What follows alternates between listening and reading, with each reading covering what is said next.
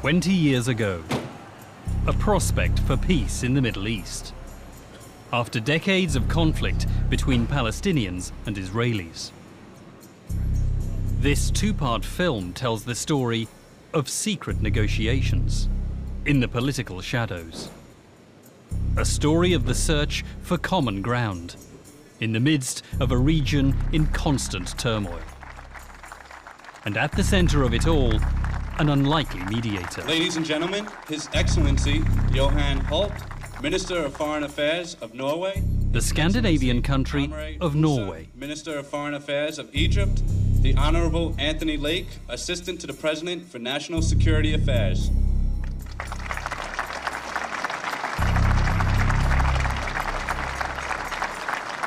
Let us salute also today the government of Norway for its remarkable role in nurturing this agreement.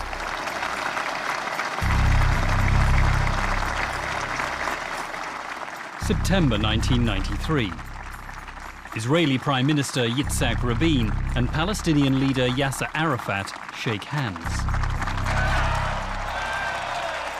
Hopes were high that peace between Israelis and Palestinians would finally come to the Middle East. But 2 decades on, such a peace remains as elusive as ever. أوسلو لم يتضمن لا كلمة إنهاء الاحتلال، إنهاء الاستيطان، ولا كلمة دولة فلسطينية مستقلة. Paris wanted to see a Palestinian state in Gaza and an Israeli-Palestinian Jordanian condominium in the West Bank. It is not possible for a small country like Norway to play an asymmetric role. It has to be a role according to Israel's rules of the game. Present at the signing ceremony was former US Secretary of State Henry Kissinger, chief architect of the peace between Egypt and Israel. Kissinger's approach was to make only small demands and to build from there. Arafat picked up on this step-by-step strategy, and as early as 1974, his Palestinian Liberation Organization approved a plan to aim for a foothold in the region, administered by a Palestinian authority, rather than historic Palestine. In the same year, the Arab League Summit officially designated the PLO as the sole representative of the Palestinian people. حق منظمة التحرير في أن تقود نضال الشعب الفلسطيني. نقترب أكثر من نهج الواقعية، وهذا حتى أكون أمين للتاريخ كان نهج ياسر عرفات اللي كانوا يسموه وقتها يعني يعطوه كل الألقاب، مرة يسموه انتهازية، مرة يسموه براغماتية أكثر من اللازم. In 1974, Arafat, known to his colleagues as Abu Ammar, addressed the United Nations. For the Palestinians and for the PLO, the event represented recognition for the Palestinian struggle. إنها لمناسبة هامة أن يعود بحث قضية فلسطين إلى هيئة الأمم المتحدة. The PLO gained stature at the UN, but it continued to reject Security Council resolutions 242 and 338. The resolutions demanded that Israel withdraw within what was called secure and recognized borders. But they did not precisely require Israel to withdraw to all land it occupied before the Six-Day War in 1967. As far as the United States is concerned, any peace negotiations must be based on Security Council resolutions 242 and 338. We would strongly oppose any attempt to change. These 2 resolutions were the framework for the 1978 Camp David Accords. I would love to do that as soon as I can. The Accords called not for a Palestinian state, but for what was termed Palestinian autonomy. بعهد بيغن عام 1977 اللي اقترح حكم ذاتي للفلسطينيين وعاصمة الحكم الذاتي بيت لحم وقوة شرطة يتم تسليحها من إسرائيل. أدرك الإسرائيليون منذ ذلك الوقت أنه قد يأتي اليوم الذي سوف يتفاوض فيه الإسرائيليون مع الفلسطينيين لإقامة حكم ذاتي. From its stronghold in South Lebanon in 1977, the PLO decided to explore the possibility of talks with Israel. أخذنا أول مرة قرارات بأنه نبدأ حوار ولقاءات مع أطراف إسرائيلية. حقيقة كان أبو عمار بيساند هذا التوجه بقوة، وكان في آخرين في قيادة المنظمة بأيدوا مثل هذا التوجه بقوة. Mahmoud Abbas says in his book The Secret Channels that this dialogue was with the Israeli forces that supported peace and with the Sephardic Jews. In March 1978, Israel invaded South Lebanon.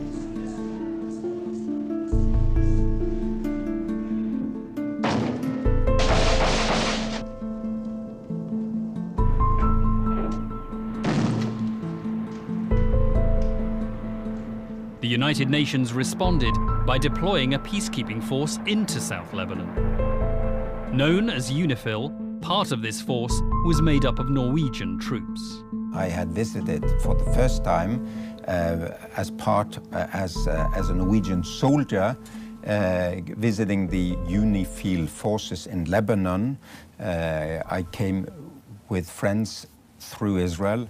Den norske bataljonssjefen tok noen dager senere imot resten av styrken i Israel. I det norskbevoktede området har det vært vansker for FN-styrkene fra første stund. Grupper av palestinske guerillasoldater har forsøkt å trenge gjennom de norske FN-stillingene, hittil uten særlig hell. Norway contributed approximately 1,000 soldiers, and of course the security of those soldiers was a very important concern to us. We were one of the first Western countries who established what we described at the time as working contacts with the PLO in that context. Mr. Knut Frydenlund, who was a Minister of Foreign Affairs, Thorvald Stoltenberg was the Deputy Minister, State Secretary. He followed the situation very closely at the time. No one is afraid of Norway, and that's the gift. What makes us weak in the traditional meaning is our strength when it comes to serve the peace. كانت النرويج بلد صهيوني بامتياز، بدليل انه من داخل البرلمان بهذاك الوقت كان اعضاء البرلمان 157 عضو، 87 عضو منهم كانوا بجمعيه اسمها جمعيه اصدقاء اسرائيل. النرويج صدقيني كان اصعب دولة في العالم، أصعب من أمريكا لاستقبال الفلسطينيين. كان في شخصيات موجودة في الحكومة وفي الجيش وفي الأجهزة الأمنية مستعدة أن تخدم إسرائيل لا لشيء، فقط خدمة لإسرائيل، يعني بدون أي مقابل. Norway was more supportive of Israel than many of the others, and I think that than any of the other European states. There are several reasons, but one of the most important was that the Norwegian Labour Party and the Norwegian Trade Union, they saw this state of Israel as a socialist experiment, almost a kind of social democratic social state, like the one we have in Norway. In the late 1970s, there was a common bond of socialist ideology between Norway's Labour Party and its namesake in Israel. One of the key players in this special relationship was a prominent Labour Party member of Norway's parliament, Johan Jørgen Holst. Mr. Holst was the first person at the political level to meet Mr. Arafat. He was deputy minister and State Secretary of the Ministry of Defense. He came to Beirut and traveled on to Israel in July, I think it was, in '79. He met with Yasser Arafat, and Yasser Arafat invited the whole group to a very pleasant dinner. Mr. Holst had very close contact with the Israelis. And that aspect of Mr. Holst made him even more interesting to Mr. Arafat. Mr. Arafat's interest in Norway was really over contacts with Israel. Altså ved at det har fått veltet inn over seg hele konflikten i Midtøsten. Så før man har fått en mer alminnelig løsning på Midtøsten-konflikten, det vanskelig å se at man skal få en endelig og varig løsning. بالصدفة هولست كنت التقيته كان نائب وزير دفاع وجاء إلى بيروت وزار مؤسسة صامد التي كنت أنا مسؤول عنها حينما زار قواتهم الموجودة في جنوب لبنان.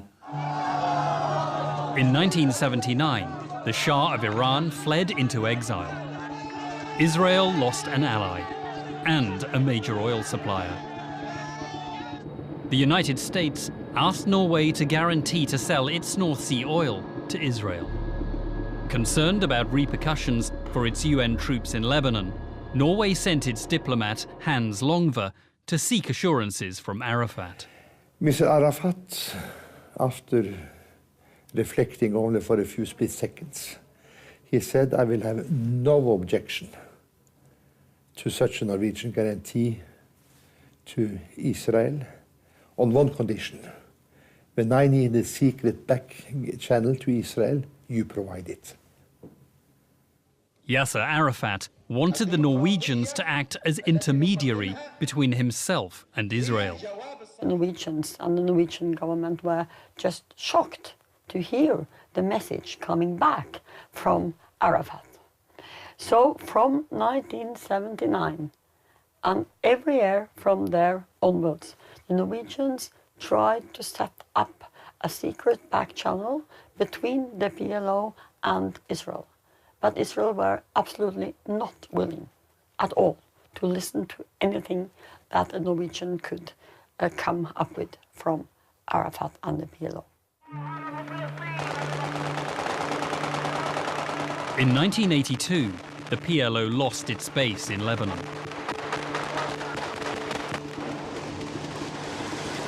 Palestinian fighters were forced to depart following the Israeli invasion of Lebanon 3 months earlier.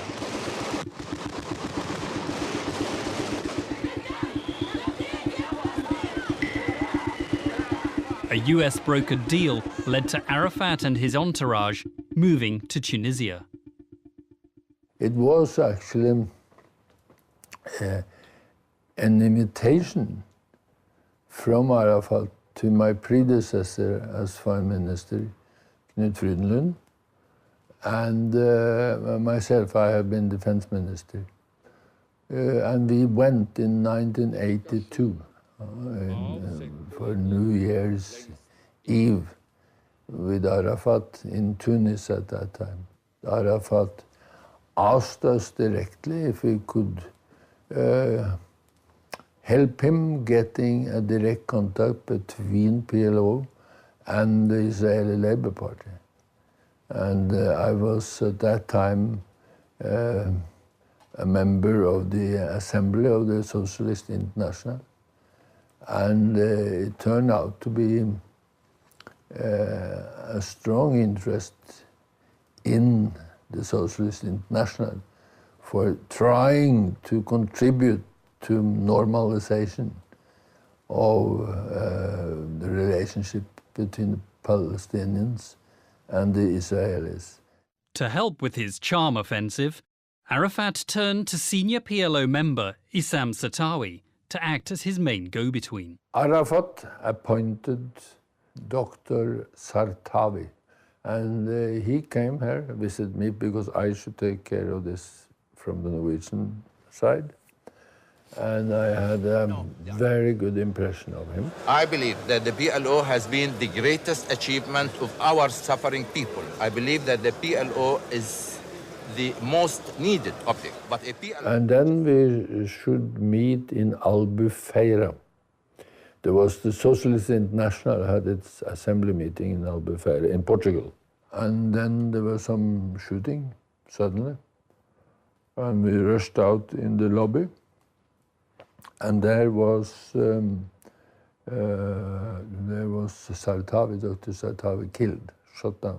Issam Sartawi lay where he'd been killed by a lone gunman who pumped 5 shots into his chest. It has never been clearly verified who ordered the assassination of Sartawi, but the motive appears to be because he was talking to the Israelis on Arafat's behalf. Dr. Sartawi took his own position. He did swim against the stream in face of great objection and danger. Arafat continued a double game. On the one hand, seeking discreet diplomatic channels to Israel via the Norwegians, while on the other hand, publicly maintaining a revolutionary rhetoric.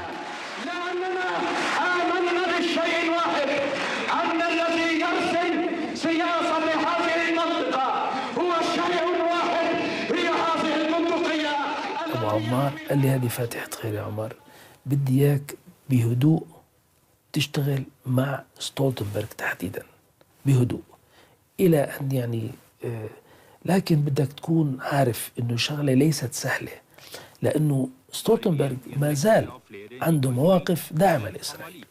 حزب العمال ما زال حزبا داعما لإسرائيل، لكن نحن يعني هدفنا أن نبدأ بأن نجعلهم أصدقائنا أيضا، وبعدين بيطلعوا على معلومات. نحن المهم نعطيهم معلومات. رئيس أبو عمار كان يعطيني معلومات باستمرار وكنت أوصلها للخارجية بعد ما استلم ستولتنبرغ. 20 years on, Thorvald Stoltenberg will not betray the secrecy of conversations between the PLO and Israel. We tried to prepare for contact and negotiations between the PLO authorities and the Israeli Labour Party. We started there, and we would very much like to try to follow up. Whom were the people from the Israeli Labour Party that you were contacting? Mr. Shimon Peres or other people? I promised never to tell anyone. I have not told anyone, and I'm not even telling you. No, part of my success in life is not coming from what I say, but from all the things I didn't say. In the mid-80s, the Labour Party in Israel formed a coalition government with Yitzhak Shamir's Likud party.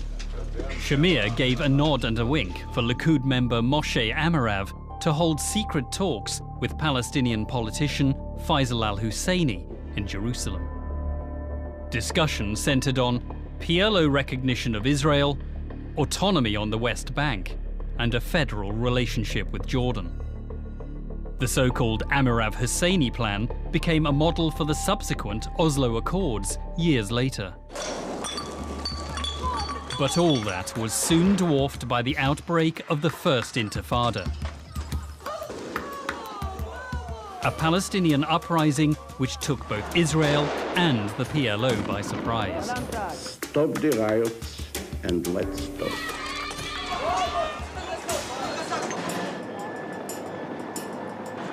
باختصار الانتفاضة الشعبية الأولى جعلت الاحتلال يدخل في مرحلة أنه بدأ يخسر، وإسرائيل لا تتحمل الخسارة لا الاقتصادية ولا البشرية ولا الأخلاقية.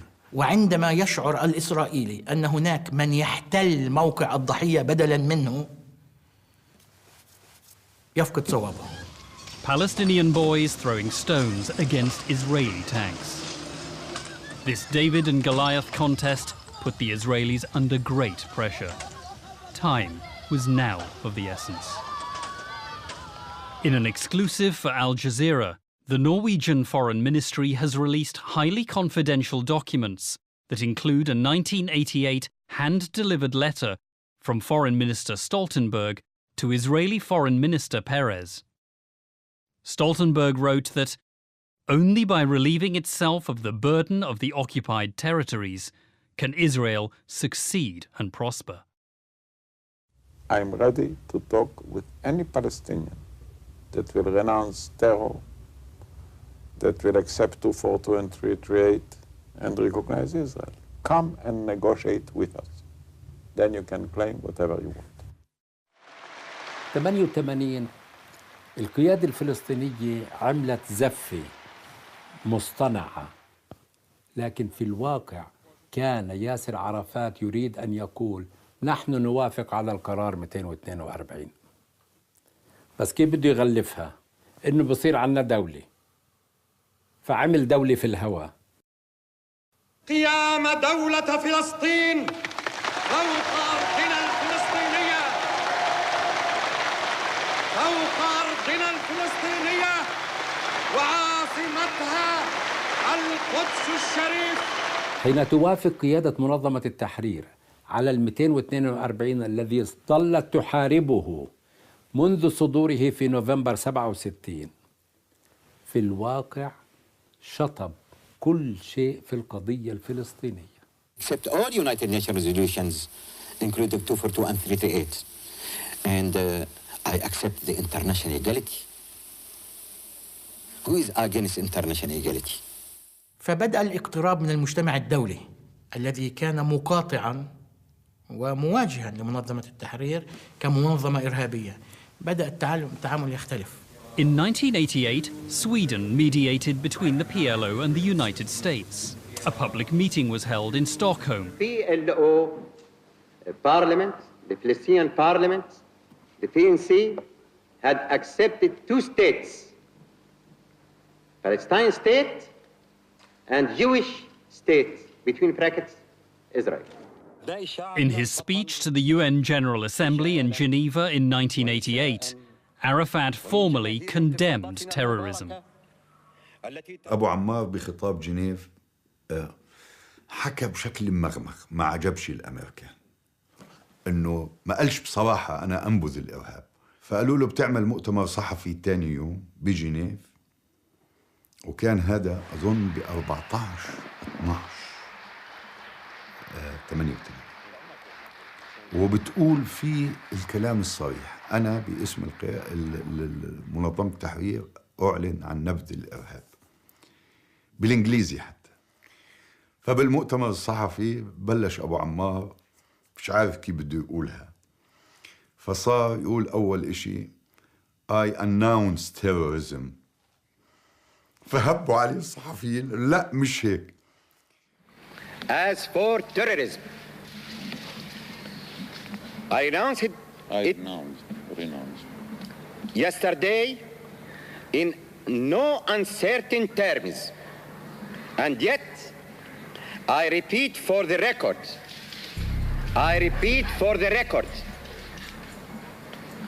that we totally and absolutely renounce all forms of terrorism, including individual. Arafat had accepted the Israeli terms to start negotiations.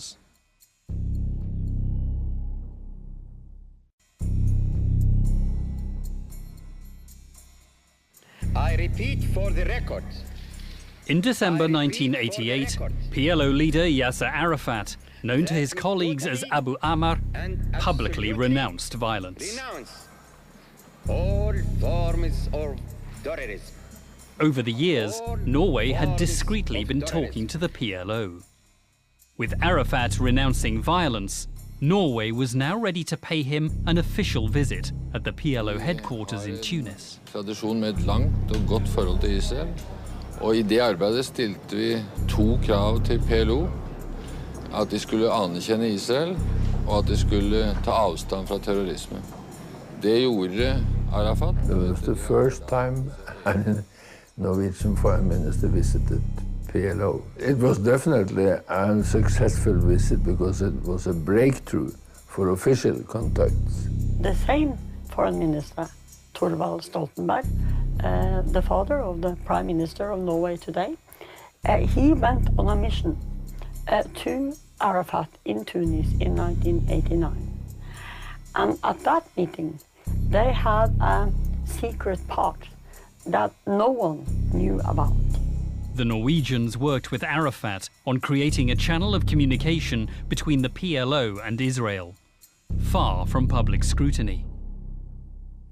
Mr. Arafat, first time he explained how he saw contacts with Israel being established. And the idea of using a Norwegian research institution was the idea of Mr. Yasser Arafat, which he outlined during that meeting. They hadn't planned or decided which research institute in Norway, but they agreed that that would be a good cover. And they also agreed that the Norwegian Ministry of Foreign Affairs should pay for it all. That was also agreed in the document.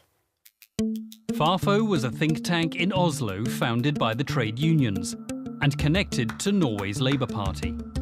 It was chosen by the Norwegian foreign minister as the perfect host for secret talks between Israelis and Palestinians. Its director was Tarjei Rod-Larsen. He would go on to become a key figure in the negotiations that led to the Oslo Accords. With funding from the Norwegian Foreign Ministry, in 1989, Fafo started to undertake research in the Middle East. Its first study examined the living conditions in the occupied West Bank and Gaza Strip. Den levekårsundersøkelsen som Fafo gjennomførte i okkupert område, som begynte i 1989. The living condition of young people growing up under the Intifada. What kind of effect on them? Maybe more on the sort of mental, psychological effect of growing up in such sort of a violent environment. But then it was more a socio-economic study. It turned out to, because that was sort of the speciality of Fafo, so it turned out to be a little more on the sort of, more socio-economic, I mean, unemployment, all these kinds of indicators of social economic life. So who were the researchers that worked on this project from Norway? Yeah, there were many, and one of them that sort of was heading that special service was Marianne Heiberg, who was the wife of. He wasn't at the time, but he later became the Norwegian Foreign Minister, Johan Jørgen Holst. I was working in the sort of what we call the foreign minister's cabinet or the secretariat. My husband was with Fafo. Jan Egeland was the state secretary. Mona Juel and I had studied political science in the university. We had been skiing together. We had been to university camps together.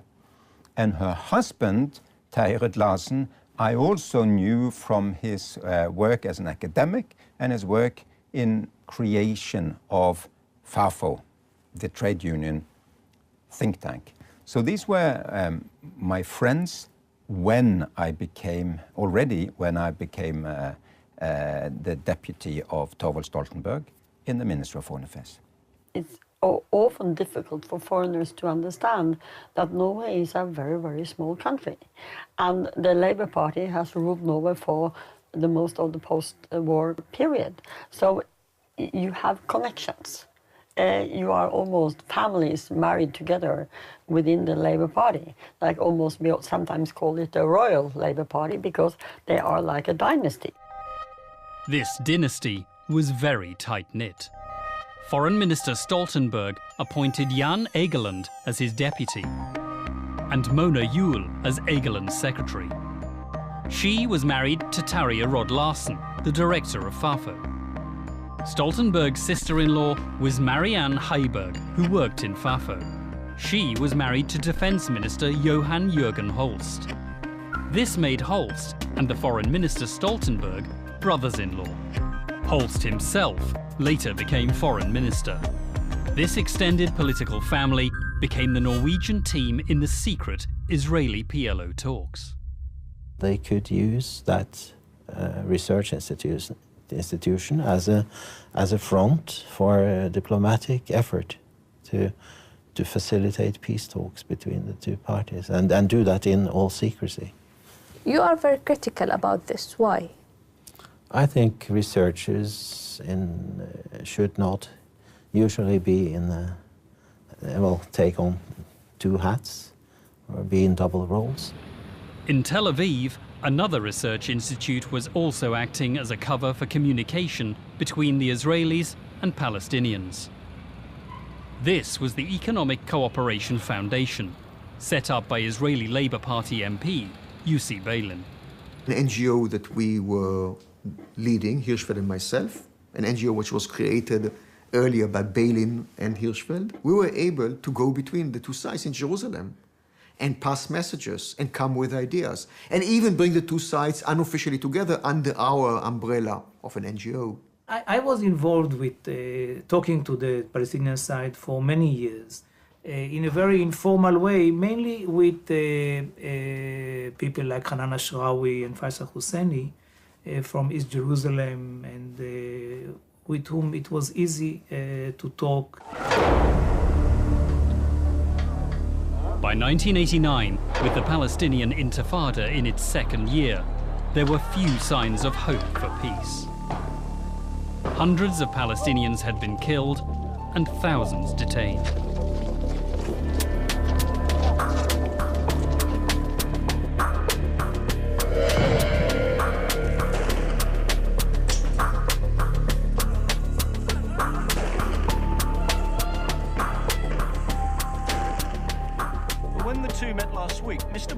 The United States, under President George Bush, started to increase the pressure on Israeli Prime Minister Yitzhak Shamir. The peace process will be composed of two stages. First stage will be an interim conditions, and this will include the full autonomy, etc. The second stage will be direct negotiations without any preconditions between Israel, the Palestinian Arabs, and some Arab countries if they will join the negotiations. We are ready to embark immediately on peace talks. For that purpose, we are ready to hold elections in the administered territories that will produce a democratically chosen representative leadership of the Palestinians. Everything changed in the region when Iraq invaded Kuwait in 1990.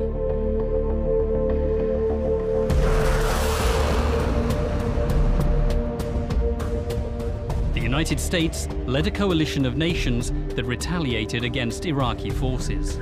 Just 2 hours ago, Allied air forces began an attack on military targets in Iraq and Kuwait. These attacks continue as I speak.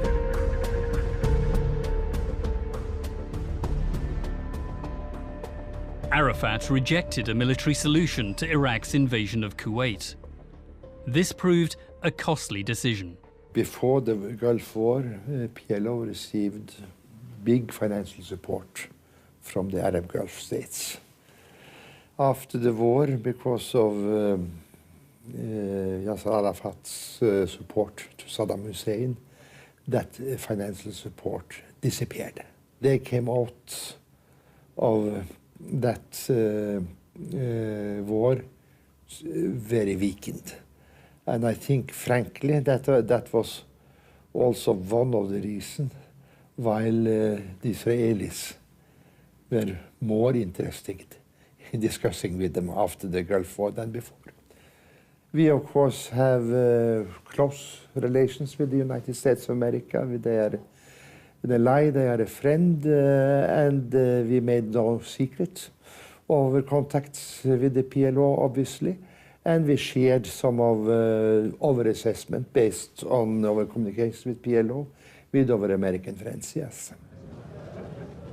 In the aftermath of the 1991 Gulf War, the United States and the Soviet Union co-hosted a peace conference in the Spanish capital of Madrid. We have an opportunity, I think a real opportunity, to see Arab states sitting down face to face in direct negotiations with Israel. مدريد وكل الشروط التي وضعتها الحكومة الإسرائيلية بقيادة شامير أيامها. إنه ممنوع منظمة التحرير تكون ممثلة. ويجب أن يكون الوفد هو من الأراضي الفلسطينية المحتلة. أبو عمار ناوى بكل السبل ما نجحناش. وكل العرب يا اللي بدوش إيانا بده يعزلنا يا اللي بقولنا اقبلوا ووافقوا. المهم إنه توضعوا قدم في العملية السياسية. نوافق على المشاركة في مؤتمر مدريد من خلال وفد فلسطيني أردني مشترك من أجل الوصول إلى مؤتمر السلام، لأن هذا هو الأمر الأول الذي يشغل بالنا. The Israelis laid out a fixed negotiating position. We are the only people who have lived in the land of Israel without interruption for nearly 4,000 years. Haider Abdeshafi led the Palestinians within the joint Jordanian-Palestinian delegation at the talks. Palestinian Jerusalem, the capital of our homeland and future state, defines Palestinian existence, past, present, and future. The settlements must stop now. Territory for peace is a travesty when territory for illegal settlement is official Israeli policy and practice. The three-day conference ended with plans for further bilateral and multilateral negotiations between Israel and the Arabs. Documents released after the conference reveal that Shamir thought Madrid a success.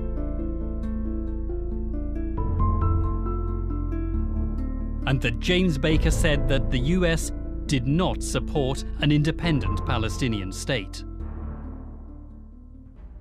الإسرائيليين كانوا واضحين في سلوكهم وتصرفاتهم أنه سوف نتحدث ربما ل20 عام. لا يعنيهم الأمر كثيرا.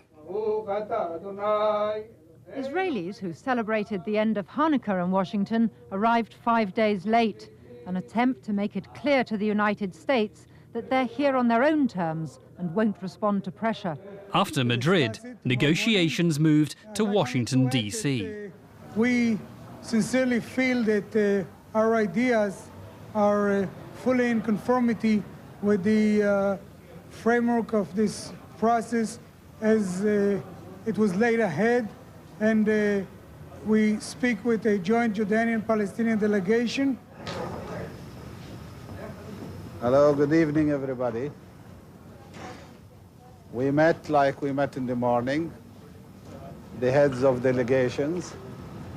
We discussed the matter of procedures, and we could not reach yet an agreement.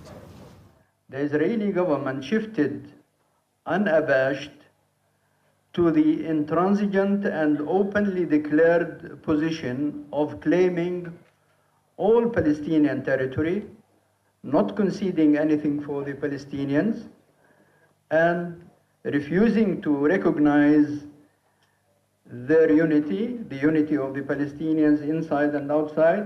الذي كان يسيطر على تفكير حيدر عبد الشافي ليلا نهارا، وفي كل مرة اجتمعنا وناقشنا وسمعنا لأحاديث رسمية أو جانبية، الذي كان يسيطر على تفكيره الاستيطان.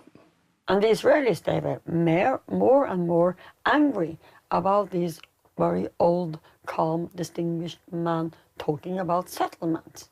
He said, how can we have back Palestine if it's settlements all over? So he had a much more, and the delegation there had a much more straightforward approach to peace. For the Palestinians, negotiator Haider Abdeshafi kept the focus of his agenda on one burning issue: the illegal Israeli settlement construction in the occupied Palestinian territories. By 1991, the number of Israeli settlers in the West Bank and Gaza Strip exceeded 100,000. ما في شك المستوطنات هي قضية أساسية ومهمة جدا بالنسبة لمسيرة السلام واستمرار بناء المستوطنات. أعتقد أنه يعطي انطباع قوي أن إسرائيل فعلا لا تريد السلام، لأن المستوطنات غير شرعية وغير قانونية. وعندما فشل الوفد الإسرائيلي في دفع الفلسطينيين في الوفد الرسمي المفاوض إلى المواقف التي يريدها، بدأوا يبحثوا عن طرق أخرى. I would say one of the most important messages that we got in our almost daily contacts with Ashrawi and Husseini and Nusayba and Ziad and all the Palestinian leaders, if PLO will not be involved, there won't be any progress. And more so, Ashrawi and Husseini told us very clear, Hanan Ashrawi and Faisal Husseini, they told us something very, very clear. If you would like to have an agreement with the Palestinians, a partner who can make concessions, there's only one address, and this is the PLO. If the Israelis would like to negotiate with the Palestinians, so they must negotiate with the representative of the Palestinians. The representative of the Palestinians is the PLO. If they disqualify the PLO, then they're not going to have any Palestinian to talk to. مفاوضات واشنطن بدأت تدور في فراغ، وصارت الاجتماعات في واشنطن وكأنها اجتماعات روتينية تقليدية. وفد واشنطن راجع، وفد واشنطن عايد مرة ثانية إلى واشنطن، وبدور بنفس الكلام. وأيضا فينا بمفاوضات سرية إنه ندخل بطريقة أكثر عملية وجدية مع الإسرائيليين، وبالنهاية إذا ما وصلنا لشيء ما في شيء بتسجل علينا يعني، لأنه هذه مفاوضات سرية مش ملزمة. The PLO again approached Norway to open a new and secret channel with the Israelis. In February of 1992, senior PLO official Ahmed Karaya, known as Abu Ala, travelled to Oslo. أبو علاء كان بالسويد وإجا من السويد لهون، رحنا على الخارجية وشفناهم في الخارجية، وطبعا نفس وجهة النظر اللي بده إياها أبو عمار. مع مين اجتمعتوا في الخارجية؟ في الخارجية اجتمعنا مع الوزير الخارجية مع ستولتنبرغ، وكان موجود يعني ايكلاند أتذكر كان موجود يعني. PLO starts to send signals to us here. Abu Ala comes that we, Norway, could become their link to Israel if Israel was interested. Then came Bassam Abu Sharif, and he was even more explicit and said, I am talking directly, I have a message straight from the top, Yasser Arafat. Norway should try to do this, and it has to be directly linked with PLO Tunis leadership only. The minutes of their secret meeting in Oslo reveal that Bassam Abu Sharif told the Norwegians that if there were peace, the PLO would influence the Arab world to stop the boycott of Israel. It takes two to tango. We did not have the Israeli side. I had met Yitzhak Rabin before he was elected on one of my missions to Israel. On April 1992. In April 92, we met Rabin. He came for breakfast in the Norwegian embassy, and we asked him, what is your approach to the Palestinians? And he said, I am keen to see some kind of a negotiated settlement. In 1992, the Israeli Labour Party led by Yitzhak Rabin won the general election. Rabin continued Israel's policy of settlement building. In public, he spoke optimistically of progress in the peace negotiations. It will be possible to reach an agreement with the Palestinian delegation about the establishment of autonomy. What will be the first and most important task for a government, for you and your colleagues? To renew the peace process and to go straight ahead into the autonomy implementation. Shimon Peres was appointed foreign minister. Yossi Beilin, here on the left, was appointed his deputy, and Uri Savir on the right, their general manager. Beilin was given the green light to start the secret direct negotiations with the PLO in Norway. The point about Norway was because Norway was out of the EU, it had independent foreign policy.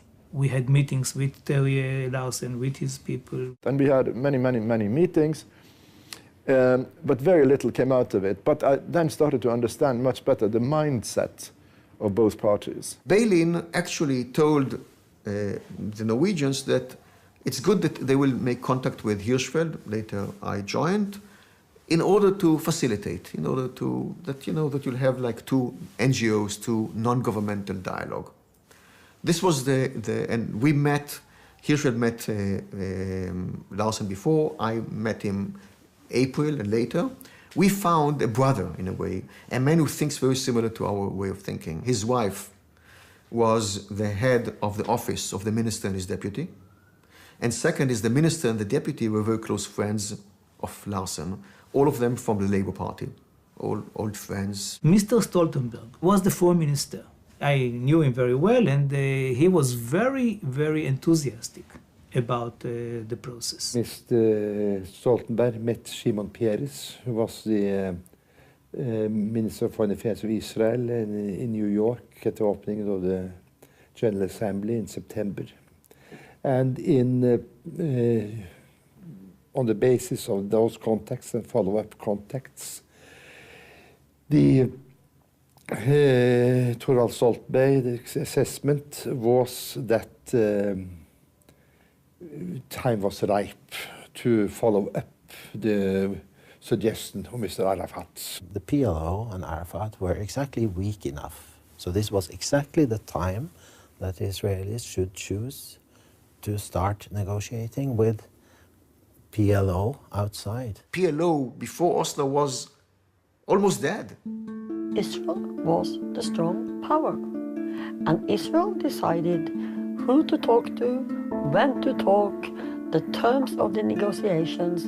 They told Norway that Norway could like it or dislike it.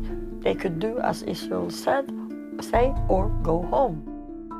A new and self-confident Israeli government, and a PLO still cast as outsiders by the world community. They were now on the secret road to the Oslo Accords. But much would need to happen before the diplomatic finale on the White House lawn.